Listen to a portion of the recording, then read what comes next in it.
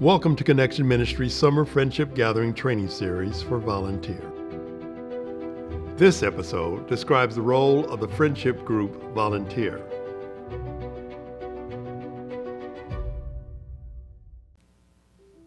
Thank you for serving as a friendship volunteer companion for this year's Summer Friendship Gathering. We appreciate your willingness to review these training materials. We consider all friendship volunteers as companions.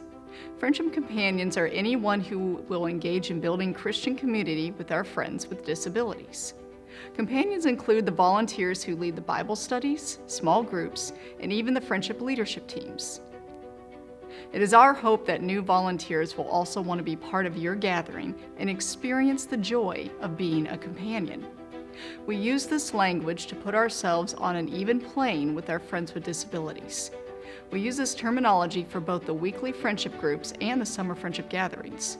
The friendship companions will all be considered registered volunteers.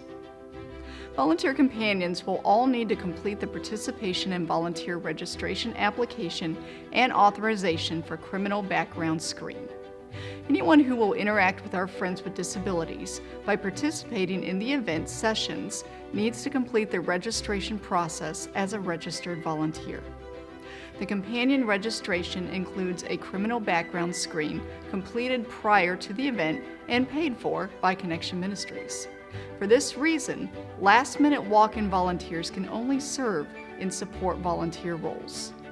More information about registration is available on the SFG registration video. The Summer Friendship Gathering is an extension of the ministry that takes place every week in your congregation's friendship group. It is a great time for friends with intellectual disabilities and companions to reconnect during the summer when most friendship groups do not meet. Some of the gatherings will include friendship groups from other churches. The gathering event lasts 3 evenings, and each evening is divided into 3 parts.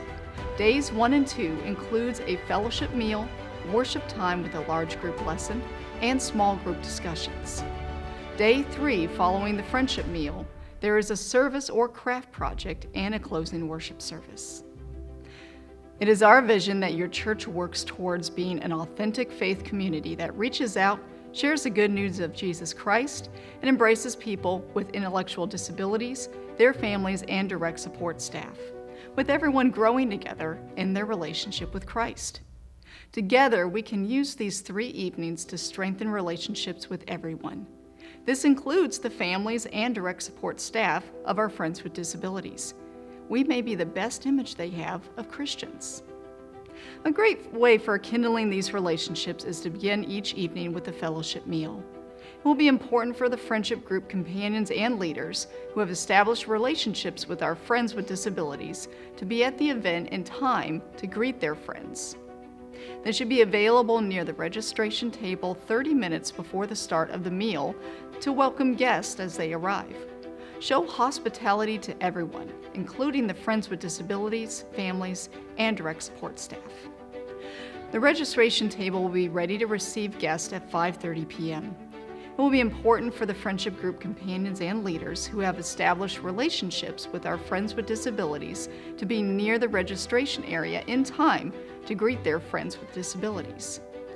Friends with disabilities, their families, direct support staff, and volunteers that registered will have name tags at the registration table that were prepared for them in advance. Along with their name, the tag will include special dietary needs. Special needs may include, but not limited to, specific food allergies, diabetes, gluten or lactose intolerance, food chopped or pureed, choke risk, and more.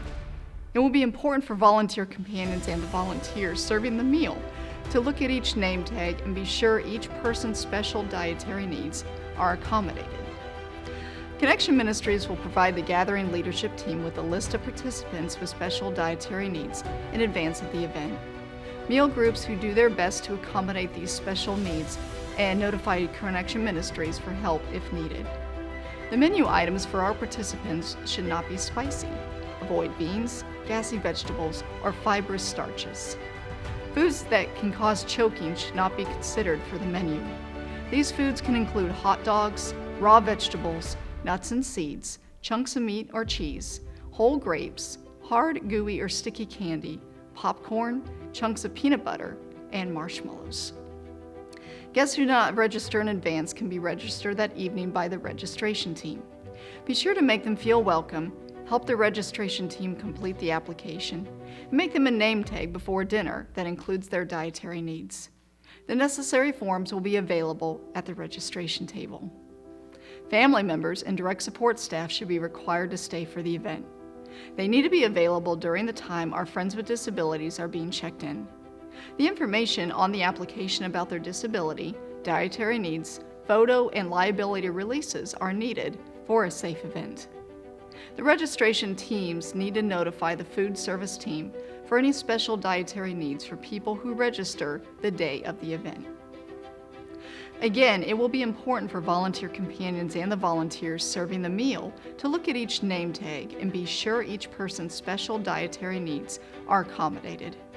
Small second servings may be given if the guest is not limited to single servings, time permits, and everyone has been through the line. The serving line should be closed and cleared away at 6:40 p.m., which only leaves 40 minutes for the meal. The dinner needs to start promptly at the scheduled time, likely before all our friends with disabilities have arrived. For guests who arrive late, volunteer companions should be available to help them check in, get their meal, and find a seat with their friends. It is important that there are teams for food service, music, and other roles. Companions should not take on any of these support roles. A companion's role is with our friends with disabilities, their families, or direct support staff. Volunteer companions need to enjoy their meal with their friends who have disabilities, the families, and direct support staff. Over the 3 evenings, sit with different people, making sure you are sitting next to one of these valued guests. Throughout the event, it will be important to include your guest in your conversations, especially during the fellowship meal. When choosing a place to sit, be sure it is in proximity of a friend with a disability, a family member, or direct support staff. In conversations with other volunteers, try to include your guest in the conversations. If you see a friend with a disability sitting alone, join them and engage in conversation. Following the meal, the group will move to a large space for a few worship songs and the large group lesson. During these transitions, encourage friends with disabilities to use the restroom. This will minimize the number of friends who need to use the restroom during the large lesson. We will cover more about restroom safety procedures later. If you will be leading one of the large group lessons, you can find specific guidance for your lesson in one of the large group lesson videos. During the lesson, find some friends with disabilities and sit together. Do not only gather with other companions. Demonstrate participating in the worship songs. When questions are asked during the lesson, give your friends time to answer, but it's okay to whisper the answer in their ear. After the lessons on days 1 and 2, the large group will move into assigned smaller group spaces to talk about the lesson and to pray together. Again, encourage friends with disabilities to use the restroom during these transitions. These small group room assignments will be designated by labels on the name tags. An announcement will be made to direct everyone to the right room. Look for friends with disabilities who have the same label that you have. Help them to guide them to the right room. Volunteer companions will also be participating in the small discussion groups. Whether you are leading or participating, you should view the video called Summer Friendship Gathering Discussion Groups. These small groups will help foster community and encourage participation from people that typically do not participate in the larger group. Again, be sure to sit next to a friend with a disability. You may be able to help them participate in the discussion or assist with their craft or service projects during the small group time.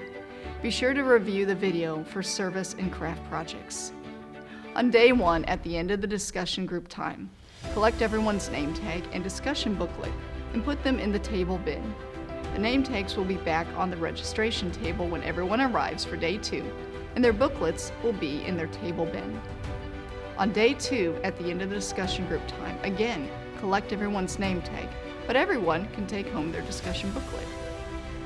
There will not be a discussion group on day 3, but there will be day 3 discussion questions in the booklet that can be reviewed with families and support staff.